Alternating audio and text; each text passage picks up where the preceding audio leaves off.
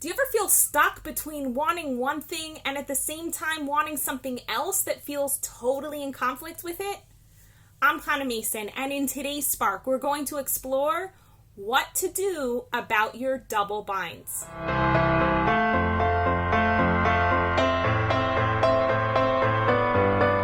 Recently, an old client of mine got in touch with me. She's been doing so much deep, beautiful, incredible work. And if you're watching right now, you know exactly who you are. And she learned a lot of the lessons that I taught her that I've included in Hold That Thought. And she also read the book itself and was one of my original readers. And she wrote to me saying, I'm doing this amazing work, I'm doing inquiry, and I'm stuck on this one thing. Can you help me? And it just so happens that the one thing she's stuck on is something that actually one of the clients that I quote in the book in one of my dialogues that she goes through. And it's as follows. This is a young woman who cares deeply about her body and her health, and at the same time is struggling with the fact that she believes that skinny people are shallow. And kid you not, I had a client who had exactly that problem, believing that skinny people are shallow. And for her, it wasn't a belief, it seemed like an intertwined fact.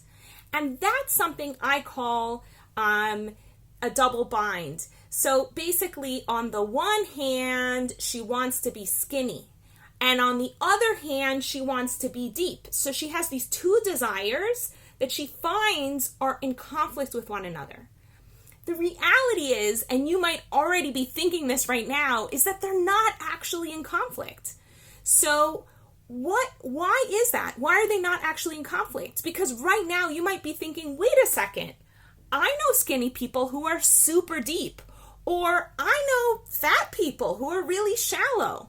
That doesn't make any sense. So how is it that someone can believe that skinny people are shallow so much that they think it's a fact? So the way that happens is through the three mental processes we learn about in neuro-linguistic programming. So as an NLP practitioner, I was trained to understand that the brain does three different things in processing information. One is it makes generalizations. So we make sweeping statements around about the world at large and life at large. So for example, recently I rented a car. I opened the door, sat down, put my hand on the round thing, put my feet on the pedals, turned the car on, and went.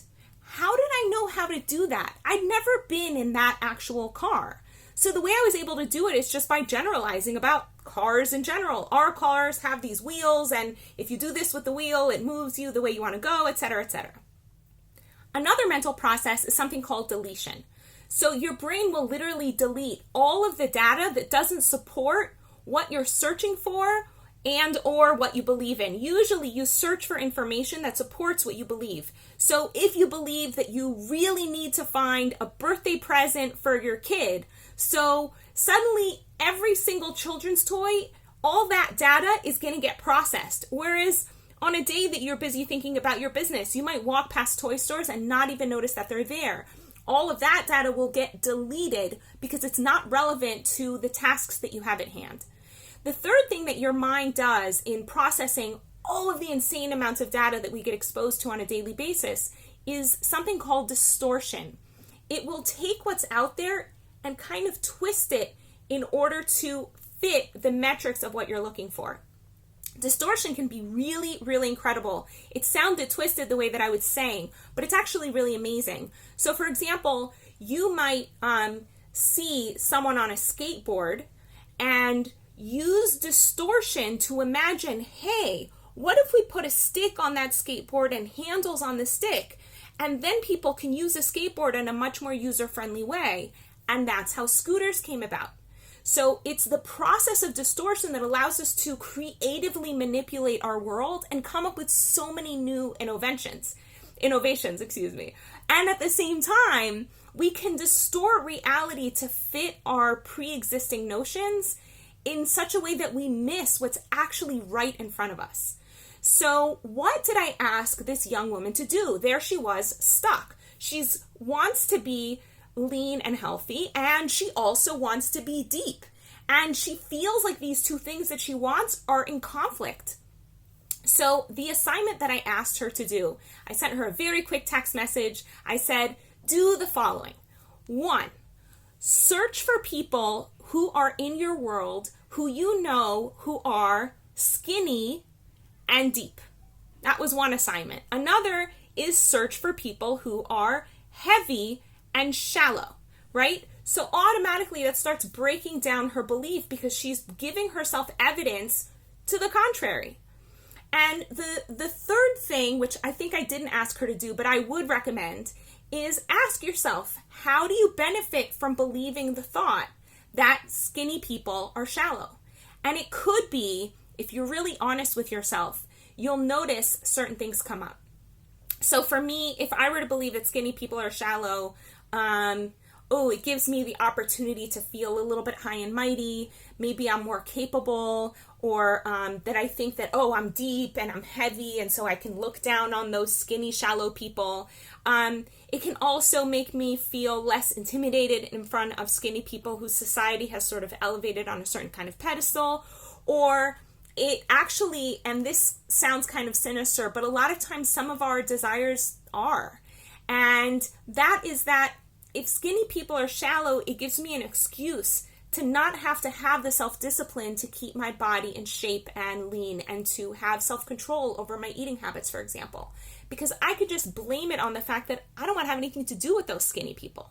So those are all sorts of different ways that you can start to break down a belief. The question I have for you, which is the question I asked at the beginning of the video, is do you ever find yourself in a situation where you want two different things and you think that they're in conflict? So something that T. Harv Eker says in Secrets of the Millionaire Mind, he says, poor people think either or, and wealthy people think both. So the question for you is, if you have two things that you think are in conflict, first of all, are they really in conflict, or have you stuck yourself in a double bind belief? And second of all, is it possible that you're just limiting the capacity of your creative mind to come up with solutions that will allow you to have both of the things that you want and not be trapped in either or? And if you feel stuck in this process and you notice you're just constantly conflicted inside in all sorts of different directions, something that can really help you reorganize your mind, reset yourself straight, and clarify your thinking is the coaching that I do. I happen to have time in my schedule right now. If you're interested in setting up a discovery session, you can message me here on Facebook or on my website at hanamason.com. In the meantime, I wish you a beautiful day. Want to experience more clarity, vibrance, and joy in your life? Book a discovery session with Hana at hanamason.com/joy.